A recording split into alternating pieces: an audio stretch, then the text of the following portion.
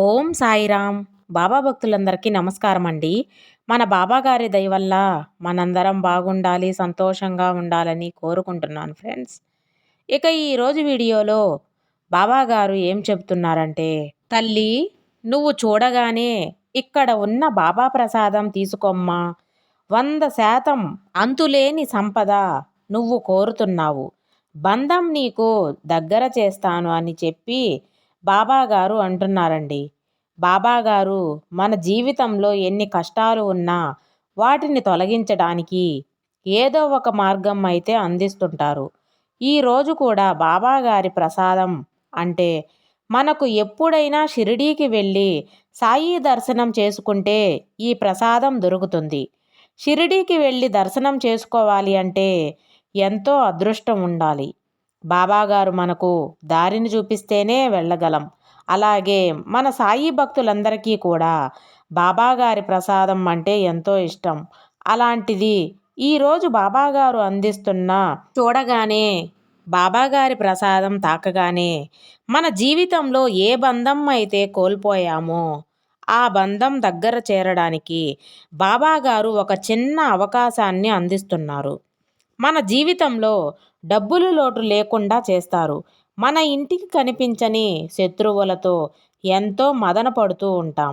వారిని తలుచుకుంటూ నా కష్టాలు ఎప్పుడు గట్టెక్కుతాయి బాబా గారితో చెప్పుకుంటూ ఏడుస్తూ ఉంటాం.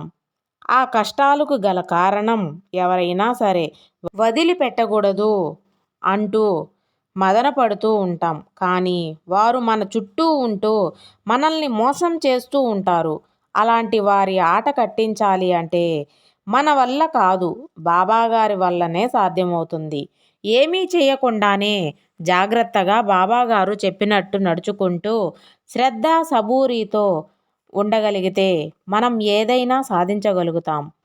ఎవరు ఎన్ని మాటలు అనుకున్నా సరే వాటిని పట్టించుకోకుండా ముందుకు సాగిపోతేనే మనకు అదృష్టం పడుతుంది.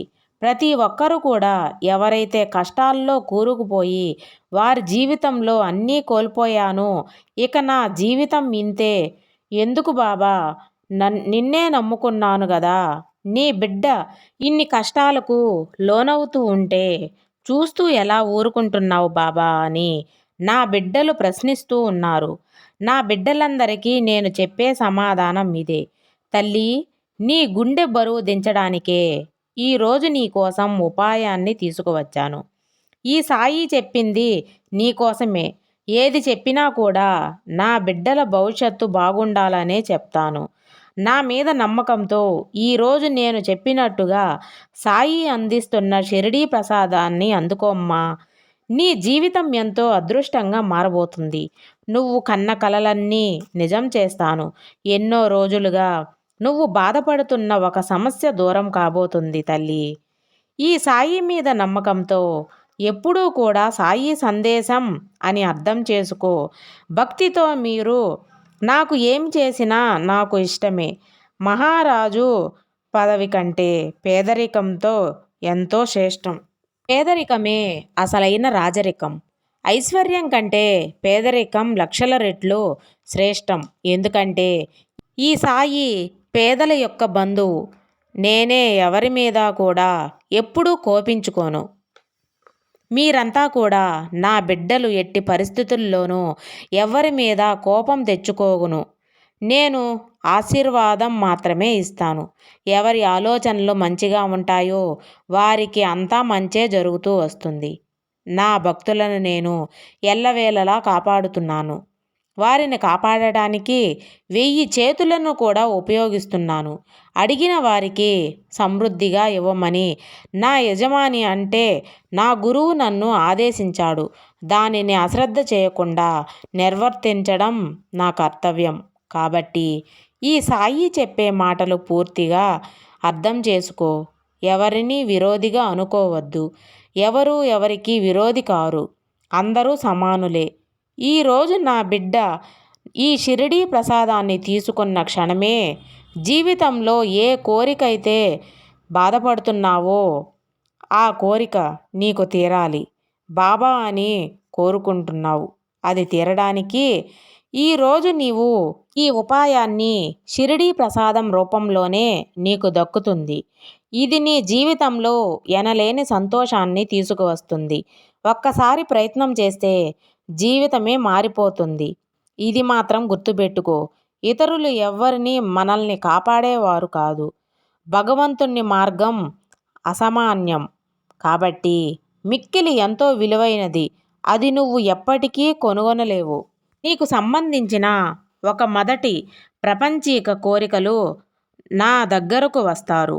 వారి కోరికలు తీరి జీవితంలో సౌఖ్యం దొరకాక నన్ను అనుసరించి ఆధ్యాత్మికంగా పురోగమిస్తారు. నిజానికి వారెంత దూరంగా ఉన్నా సరే రకరకాల నేనే వారిని నా దగ్గరకు రప్పించుకుంటాను. ఎవరూ కూడా వారంతటగా వారు నా దగ్గరకు రారు. తల్లి, గ్రంథాలను అభ్యసించి ఆచరణలో పెట్టవలెను. ఊరుకునే గ్రంథమును చదువుట వలన ప్రయోజనం లేదు. నువ్వు చదివిన విషయంలోనూ జాగ్రత్తగా వివరించి అర్థం చేసుకొని ఆచరణలో పెట్టవలెను. లేనిచో ప్రయోజనమేమీ లేదు. గురువు అనుగ్రహం లేనిదే ఉత్త పుస్తక జ్ఞానం నిష్ప్రయోజనం అవుతుంది. ఏదైనా ఒక జ్ఞానాన్ని సంపాదించాలి అంటే ఎన్నో గ్రంథాలను చదివి పూర్తి జ్ఞానంతో అర్థం చేసుకొని ఇతరులకు బోధన చేయాలి. అప్పుడే దానికున్న విలువ ఇంకా పెరుగుతుంది. ఆకలి దప్పులు మరిచి నా పంచప్రాణాలను దృష్టిలో ఉంచి గురువునే తన్మయంగా చూస్తూ నిండు హృదయాలతో సేవించాను. అంత భక్తిని నీకు గురువు పట్ల చూపించును. నువ్వు కూడా అంతే తల్లి. ఎప్పుడైతే ఈ సాయిని నమ్ముతున్నావో అంతే భక్తి శ్రద్ధలతో సాయి నామం ఉచ్చారణ చెయ్యి.